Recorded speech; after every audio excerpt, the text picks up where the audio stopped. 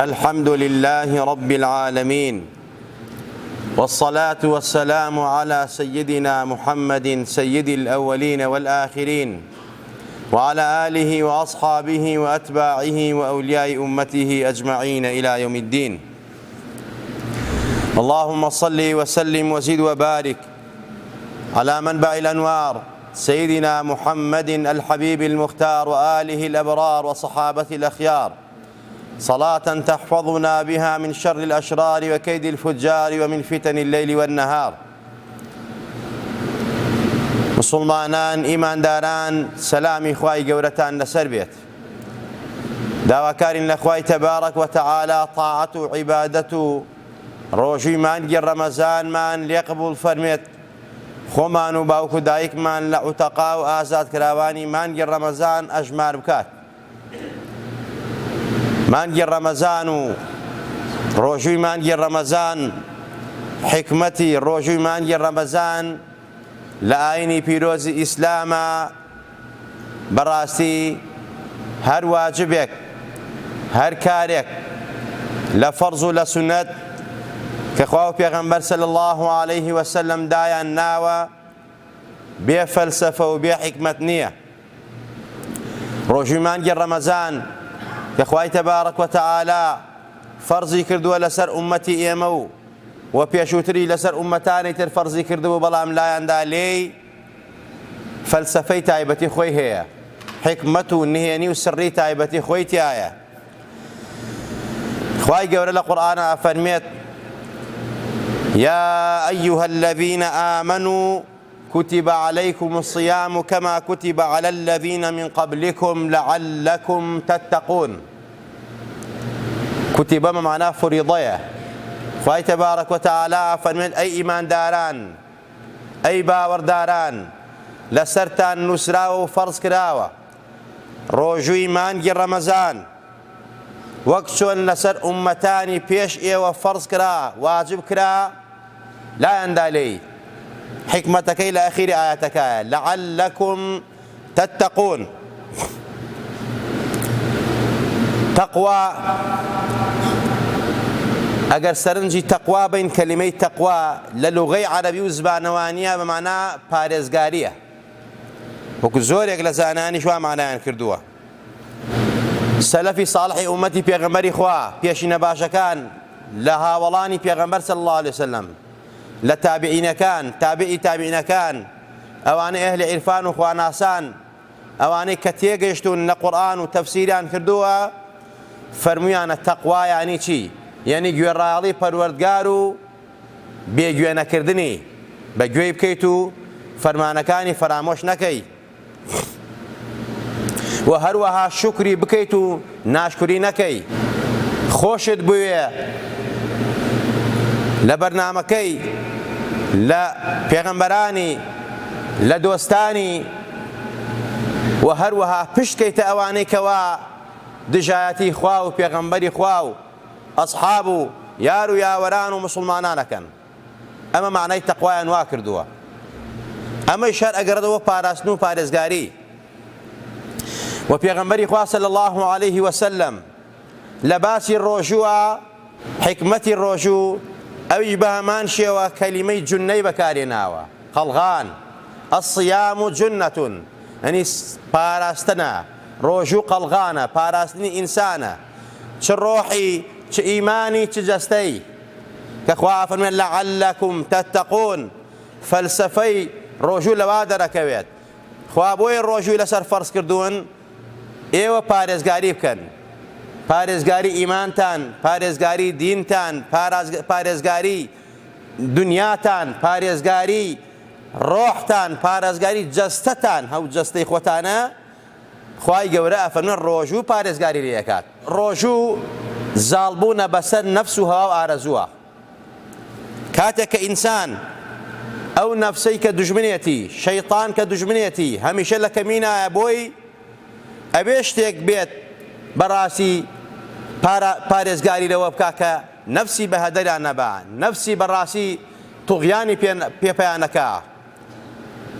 ڕۆژوو بۆیە دانراوە بەڕاستی تۆ تەسکیەی نەفسی خۆتی پێ بکەی.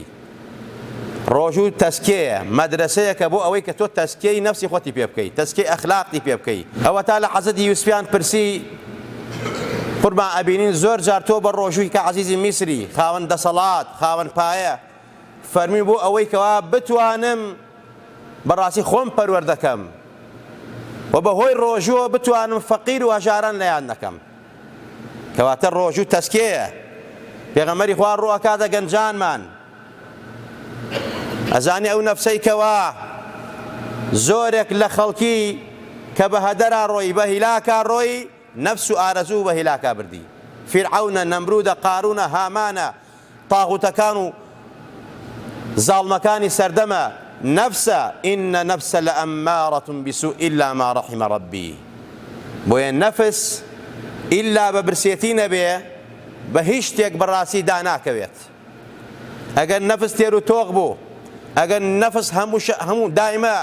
ئارەزۆکانی جێبەجێ کرا نەک هەر ئەوەی کەوا زوڵم لەسەر ئەرزا بکە بەڵکو نەعوذ بالله خۆشی بەخوا ئازانێ فیرعەون و نەمرود کە خۆیان بەخوازایی نەفس وای لێکردن بۆیە بێ ئەو نەفسە ئارەزۆکانی جێبەجێ نەکەی ئەو نەفسە بیشکێنی تەسکێی بکەی جیهادی بکەی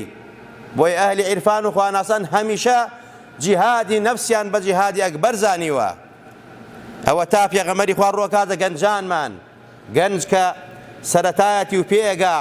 خۆی هێزێکی هەیە نەفس بەڕاستی زاڵە بەسەریە بۆ ئەوەی ئەو نەفسە کۆنتڕۆڵی عەقڵی نەکا ئەو نەفسە بە هیلاکە نەیبا خەسیرە دنیا والقیامە نەبێ زەرەرمەند دەبێت لە دنیا لە قیامەتە پێغەمبەر پێیانە فەرمێ گەنجینە يا معشر الشباب من استطاع منكم الباعة فليتزوجوا فإنه أغض للبصر وأحصن للفرج ومن لم يستطع فعليه بالصوم فإنه له وجاه پێغەمبەری نازدار صلاة و سلام فەرمێت ئەی گەنجینە ئۆ گەنجینە هەر کەس لە ئێوە توانێ با ژن بێنێت توانای ماڵی هەیە توانای جەستی هەیە با خۆی دوانەخا لە کاروانی ژیان با نەفس و شەیتان و ئارەزوو بە هیلاکە نەیبا ژن بێنە بۆیە پێغەمبەری خوا فەرمێ بە باوکان ژن بۆ گەنجەکانتان بێنن کچەکانتان لە کاتی خۆیان بەن بەشوو بۆ ئەوەی کەوا تووشی گوناه و هەڵە نەبن ئەی گەنجینە ئەوەی ئەتوانێ با ژن بێنێ ژنهێنان لەسەران قورس مەکەن گرانی مەکەن حتا لە کۆمەڵگادا ئەگەر مەسئلەی پڕۆسەی هاوسەرگیری قورس بکرێ ناڕەحەت بکرێ گەنجانمان دواکەون وڵاتمان پێش ناکەوێ وڵاتمان دواکەوێ کولتورمان دواکەوێ فەساد ڕوئەکاتە وڵاتمان بەرەو خراپە ئەڕوا بۆیە پێغەمبەری خوا دەردەکانی دیاری کردووە تەشخیصی نەخۆشەکانی کردووە دەرمانیشی بۆ داناوە بۆیە فەرمی ئەی گەنجینە ژن بێنن هەر کەس لە ئێوە ئەتوانێت چونکە ژنهێنان بەڕاستی چارەسەرە ژنهێنان چاوتان نەپارێزێ لە حەرام دامێنتان نەپارێزێ لە حەرام هەر کەس لە ئێوە ناتوانێ ئەی گەنجینە ژن بێنێ ئەمە خیتابەکە لە گەنجە بەڵام بۆ هەموو کەسێکە حتا بۆ ئەوانەی کە بە ساڵا چون و بەڵام ئارەزوا و شەهوەتیان زۆرە بەڵام نەفسیان زاڵە بەسەریانە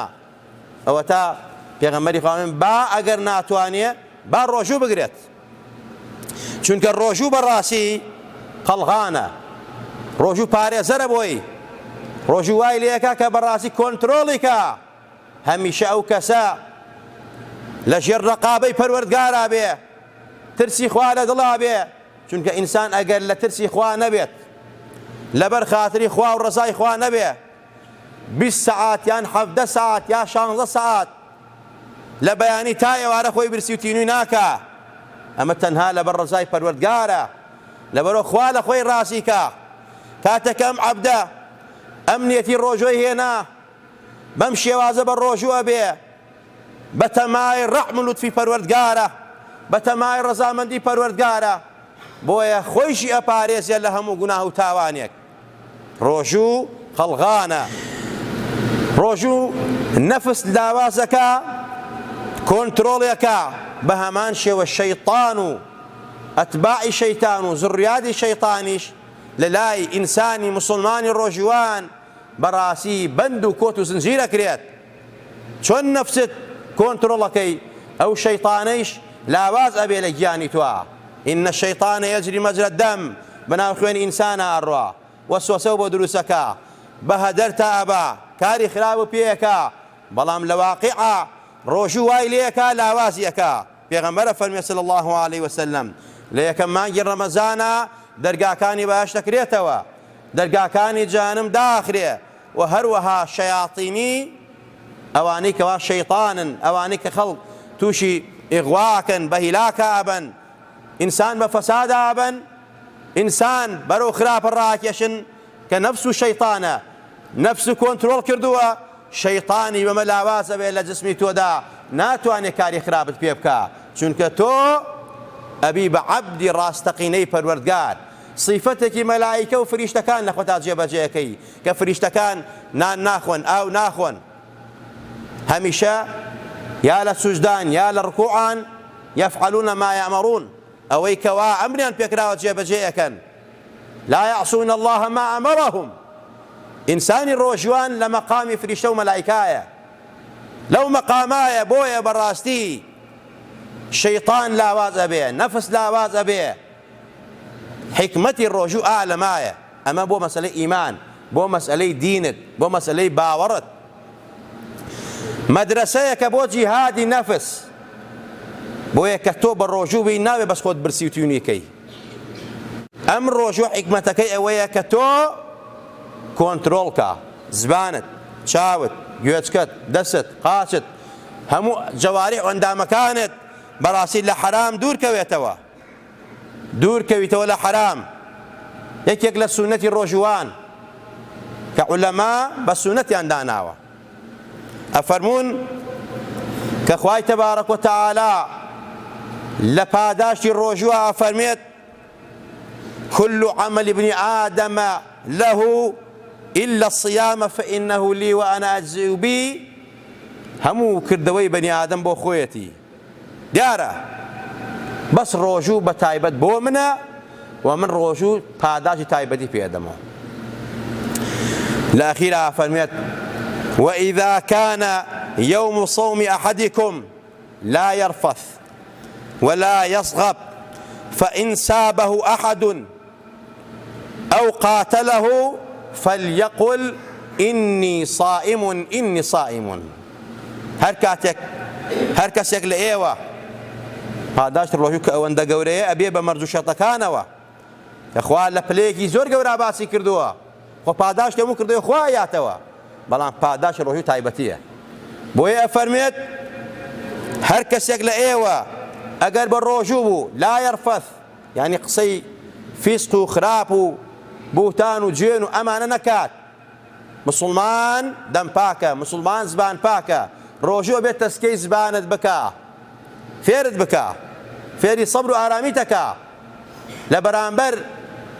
تاوانە، لە بەرامبەر تاعەتە، لە بەرامبەر گوێڕایەڵیە. هەر کەس لە ئێوە بە ڕۆژوو بوو ئەو ڕۆژە بەڕاستی با زبانی بگرێت. ئەگەر کەسێکی شەڕی لەگەڵا کرد ئەو قاتەلەهو، شەڕی لەگەڵا کردی، شەڕی پێفرۆشتی، کەسە شەڕەنێز بوو، تۆ لە وەڵا ماڵی چی نابێ هەڵەکەی دووبارەکەیتەوە، ئەبێ بڵێ ئینی صائمون، من بە ڕۆژوم، من بە ڕۆژوم وشەیەکی زۆر گەورەیە، یعنی من لە ژێر ڕقابەی پەروەردگارم، من لە مەدرسەی تەسکیا و تەصفیام، من خۆم ناکەم بە هاودەمی تۆ، من ڕەفیقی تۆ نیم، تۆ شەیتان یاری بە عەقڵتەکە فریوتەدا شەڕەنێزی، من نابێ وابم. پێغەمبەری خوا صلی الله علیه وسلم ئەفەرمێت ئینسانی ڕۆژوان بەڕاستی ئەبێ ئاوا بێت. ئێمە ناکرێت بەڕاستی لە حەرامی لە حەڵاڵی خوا خۆمان گرێتەوە، چ لە ئارەزوات، چ لە شەهەوات و چ لە خواردن و خواردنەوە، ئەمانە حەڵاڵە. تۆ کە بە ڕۆژوو نابی لە بەیانی تا ئێوارە لە واقع ئامانەوەی حەڵاڵە، بەڵام لە مانگی ڕەمەزانە لەم حەڵاڵە خۆتەگریتەوە، ناکرێتەوە بە حەرام ڕۆژەکەت بشێنی، ناکرێتەوە بە حەرام بەڕاستی پاداشتی ڕۆژووی مانگی ڕەمەزان بە فیڕۆبەی. کەواتە تۆی مسلمان و ئیماندار ئەبێت لە فەلسەفە و حکمت و سڕی ڕۆژوو تێبگەی پەروەردەت کات وات لێت بکات بتخاتە مەقامی مەلایکە ئەو مەقامەی کەوا ئیتر بەڕاستی پاک بی زبانت پاک بێت دەستت پاک بێت چاو نەبڕیت ناموسی خەڵکی باسی خەڵک نەکەی کەواتە ڕۆژوو قەڵغان و پاراستنی ئیمان و دینەکەتە تەقوێ بۆ ئیمانەکەت زەخیرەی ڕۆحتە چۆن جسمی ئینسان پێویستی بە زەخیرەیە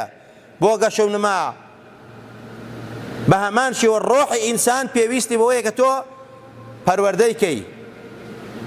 تەقوێی پێ بدەی خۆراکەکەیشی عیبادەت و بەندایەتی ڕاستەقینەی وە پەروەردگار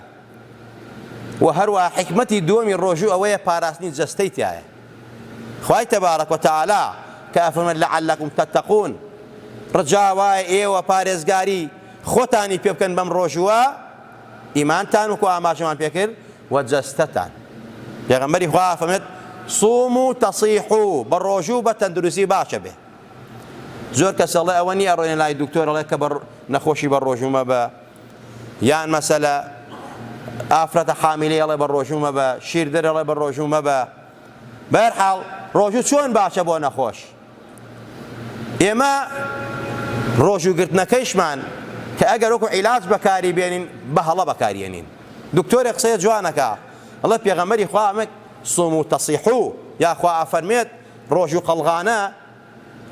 پارێزگاری خۆتانی پێ بکەن بەڕاستی ئێمە نازانین ئەی ناخۆی بەڕاستی ڕۆژوو شیفایە ڕۆژوو بۆ تەندروستی ئینسان زۆر کاریگەری هەیە هەرچی ژەهری خۆراکە لە جسمی ئینسانە تووشەوە نەخۆشیانەی ئینسان تووشەوە نەخۆشیانە ئەبێت ئێمە بە ڕۆژوە بین سەیرەکەین زۆربەی حیات و ژیانمان لە خەوایە ناکرێت تۆ بۆیە بە ڕۆژوە بی تاقەیەکەوە لە 11 مانگە بە خۆراک کۆت کردێتەوە وزەیەکە ژەهری خۆراکە ئەبێت تۆ لەگەڵ ئەم بە ڕۆژووبوونا هەوڵ بەی کار بکەی ئیش بکەی بۆ ئەوەی کەوا ڕۆژەکەی شیفا بێ ئەو خۆراکەی کە لە دزم تایە وزە و تاقە کە ئێستا نان ناخۆی لەو کاتا کە ماندووە بی هیلاکە بی جسمت سەرفی کات بۆ ئەوەی کەوا ئیتر پاک بێتەوە لە ژەهری خۆراکەکان ئەی ناتۆ هەر بخەوی و پارچە و نانت خواردبێ ئێوارەیش حەقی نیمەڕۆوە بکەیتەوە ئەمە ڕۆژوو نابێتە شیفا بووە ڕۆژوو کاتێک شیفایە کە ئەو دکتۆرە ئەڵێ ئێمە وەکو بەکارمان هێناوە بەڕاستی ئەوانەی سەرەتانیان بوو ئەوانەی نەخۆشی خراپیان بووە ڕۆژوومان بۆ بەکارهێناون بەڵام بەم دەستورە نەک زۆربەی حادیقەوە بێت لەگەڵ ڕۆژەوە کار بکە ئیشکە بۆی عەرەق بکاتەوە بۆی کەوا وزەکی یانی سەر بێ ئەو کاتە ڕۆژوو شیفایە بۆی ئەو کاتە ڕۆژوو قەڵغان و پاراستنە بۆی ئەو کاتە لەعەلەکم تەتەقون ئاەتەکەی جێبەجێ کردووە بەڕاستی قازانجی دنیا و قیامەتی دەستکەوتووە دکتۆرێک لە باسی ئەسیام و معجیزەتون لە باسی ڕۆژوو کە معجیزەیە ئەفەرمێت تاراسینگ یەکێکە لە ئەوانەی کەوا کابرایەکی هیندستانیە کە مانی گرت لە خواردن بۆ مودەی 48 ڕۆژ لە مودەی 48 ڕۆژە دکتۆرەکان هاتن فەحسیان بۆ کرد پشکنیان بزانن بۆ زەرەی مەسەڵەن نەخۆش کەوتووە زەرەی لێ کەوتووە قازانجی کردووە 48 ساعت مانی کرد لە خۆراک و خواردن کە فەحسیان کرد وتیان ئەم کەسە 10 دانە ساڵ گەنج بووەتەوە یعنی لە ڕووی ئەوە کە سیحەتی باشە چاکە ژەهرەکانی جسمی نەماوە و هەروەها گاندی لە تەمەنی 64 ساڵیە بە ڕۆژوو بوو نەکەم ڕۆژووبوونی خۆمانە کە بەنێت عیبادەتەوەمانە هەر خۆی لە خواردن و خواردنەوە گرتەوە بۆ مودەتێک لە دوایەوە هاتن پشکنینیان بۆ کرد وا هاتە پێشچاوی پزیشک و دکتۆرەکان وتیان وەک ئەوایە لە تەمەنی کەسێکی 40 ساڵەیە بێ ینی 24 ساڵ تەمەن ینی سیحەت و عافیەت کەمە لە حەدیث ئافرمێت کە دەستی لێ ڕەحم بەجێ بێنێت خوا تەمەنی درێژەکە یا مەسەلە لەگەڵ باوکو دایکیا چاک بێ خوا تەمەنی درێژەکە تەمەن دیاریکراوە دیارە بەڵام یعنی ئەو تەمەنە خوا بەرەکەتی تێیەکە کەسێک کە تەمەنی 64 ساڵ بێ و بیسی نەخۆش بێ خوای تەبارەک وتەعالا ئەم بیسەی کە ئەوی نەخۆش خستووە بەهۆی ئەو کارانە نەی کردووە کە تۆ جێبەجێت کردووە خوا بەرەکەت خاتە ئەو تەمەنەی تۆوە ئەو تەمەنە 64 ساڵە و وەکو تەمەنی کەسێکی 40 ساڵ وایە ئەمە لەو ڕۆ کە خوا پێغەمبەری خوا ئەفەرمێت تەمەن درێژی بۆ ئەو کەسانەیە کە لەگەڵ باوکو دایک ناباشن یعنی نەخۆشیەکانی گیانی ناڕەحەتەکانی یانی وەک ئەو کەسەی تر نییە کە لە تەمەنی 64 ساڵەیە ئەم خوا سیحەت و عافیەتێکی پێداوە یعنی بەرەکەت لە تەمەنیا بووە جا ڕۆژوو دکتۆرەکان بۆ نمونە دکتۆرە مسلمانەکان دکتۆرێک بە ناوی ئەحمەد قازی کە لە پەیمانگای پزیشکی ئیسلامی لە فلۆرەدای ئەمریکا کارەکە ئەم دکتۆرە هات عیلاجی نەخۆشیەکانی کرد بە ڕۆژوو 8 ئافرەت لەگەڵ 12 پیاوە لە تەمەنی 12 ساڵ بۆ 52 ساڵ ئەو نەخۆشیانەی کەوا لەم چەند کەمی نابوون کە بە ڕۆژوو چارەسەری کرد بەڕاستی بۆی دەرکەو سەرنجامی هەموو کێشەکانی جسمیان لەوایە کە بەرنامەیان نییە لە خواردن و خواردنەوە و ئەم ڕۆژوەی کە لە ئیسلامە دانراوە بەڕاستی شیفایە بۆ هەموو نەخۆشیەکان وننزل من القرآن ما هو شفاء ورحمة ئەمە فەرمایشتی خوایە قورئانی شیفایە نوێ شیفایە بەڵام بەو دەستور و بەو یاسا و بەو مەرجانەی کە عولەما و زانایانی ئێمە ڕووی ناکردێتەوە ڕۆژوو شیفایە وەک چۆن بۆ ڕۆح شیفایە وەک چۆن ئەتپارێزێ لە ئاگری جانم وەک چۆن ئارەزوو ئەپارێزێ وەک چۆن تەسکێتەکە وەک چۆن نەفسی کۆنترۆڵەکە ئەبی بە کەسێکی چاک و پاک بە هەمان شێوە جەستەیشی پاکەکاتەوە لە ژەهری خۆراک ئەمە فەلسەفەی ڕۆژووە ئێمە بێ سوپاسی پەروەردگارمان بکەین کە ئومەتی ئەو پێغەمبەرە نازدارین کە خوای تەبارەک وتەعالا ئەم هەموو فەزڵ و گەورەی کردووە لەگەڵ ئەم ئومەتە نازارەی پێغەمبەرە صلی الله عليه وسلم لەبەر حورمەت و ڕێزی سەرداری سەردارانە ڕەسوولی ئەکرەمە صلی الله عليه وسلم خوا لەبەر خاتی ئەو پێغەمبەرە لێمان خۆش بێ خوا عاقیبەتمان بەخێر بگێڕی خوا لە گوناهمان خۆش بە خوا لێت ئەپاڕێنەوە خۆمان و باوکو دایکمان لە ئازاد کراوانی مانگی ڕەمەزانی پیرۆ حساب بکە ئەژمار بکە یا ڕەبی خوا لێت ئەپاڕێنەوە لەبەر خاتری خاتردارانت لە پێغەمبەران و ساڵحان و پیاو چاکانت یا ڕەبی خوا بە ئیمانەوەمان ژێنە بە ئیمانەوەمان برنە بە ئیمان و زندومان کەرەوە یا ڕەبی خوا بەزەی بە کەساتی دامای و تەسکی و تاریکی و باریکی ناو گۆڕمان نابێتەوە یا ڕەبی خوا ڕۆژەکانمان قەڵغانمان بێ لە ئاگری جەهەنم لە عەزابی قەبر قەڵغانمان بێ بۆ پاراستنی ئیمان و عەقیدە و بیر و باوەڕمان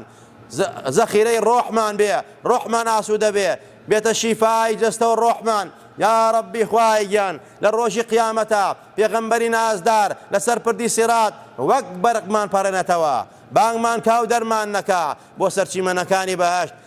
بەدەستی مبارەکە و پێغەمبەرە نازدارە خوای ئاوی کەوسەرمان بیتێ لە توێنێتیونەک بەتی دنیا و قیامەت ڕزگارمان بێ خوای وڵاتمان پڕ لە خێر و خۆشیکەی وڵاتمان پڕ لە ئەمن و ئەمانکەی یا ڕەبی خوا بارانی بە ڕەحمەتمان بۆ بارێنە یا ڕەبی خوا بارانی بە ڕەحمەتمان بۆ بارێنە یا ڕەبی خوا لێت ئەپاڕێنەوە لەبەر خاتری خاتردارانت لە پێغەمبەران و ساڵحان و پیاو چاکانت لەبەر ڕیسپیەکان لەبەر منداڵی بەربێشکە لەبەر حەیوانات خوایە وڵاتمان پێویستی بە بارانە پێویستی بە ڕەحمەتی تۆیە یا ڕەبی خوای گیان بێ ڕەحمەتی تۆ ناتوانین بژین خوایەکانی و کارێزەکانمان متەقێنە خوایە وڵاتمان پڕ لە هەرزانی فەریعیکەی یا ڕەبی خوایە وڵاتمان لە قاتی لە گرانی لە نەکبەتی لە بەدبەختی لە زاڵم و ستەمکار پارێزاوکەی خوایە کار بەدەستی وڵاتمان بۆ ئیسلاحکەی ئیمان و ئیسلامیان بیتێ یا ڕەبی خوای ویژدانیان بیتێ یا ڕەبی خوایە ئەگەر کار بەدەستی وڵاتمان زاڵمە ستەمکارە دژمن بە دین و ئەخلاق و خاک و وڵات و نیشتیمانمانە دژمن بە میلەتەیە نان و قوتی میلەت ئەبرێ یاری باقلی میلەتەکە چاک نابێ و بەرەو خراپە ئەڕوا یا ڕەبی خوا تەفروت و نایکەی یا ڕەبی خوا لە کۆڵی میلەتیان کەیتەوە عالیەها سافیلا ژێر و ژووران کەی یا ڕەبی خوایە حق و انتقامی ئەم میلەتە لە زاڵ و ستەمکاران بچێنی یا ڕەبی خوایە جارێکی تر وڵاتمان تووشی دەربەدەری و ناڕەحەتی و برسێتی نەبێتەوە لەبەر خاتی جاه و مەقامی پێغەمبەر لێت ئەپاڕێنەوە لەبەر خاتی بەرەکاتی مانگی ڕەمەزان خوایە هەموو ڕەحەمات و بەرەکاتی ئەرز و ئاسمان بڕژێنە بەسەرمانە و بۆمان ئامادەکە لە دنیا و لە قیامەتە آمین آمین أقول قولي هذا وأستغفر الله لي ولكم ولسائر المسلمين الحمد لله ثم الحمد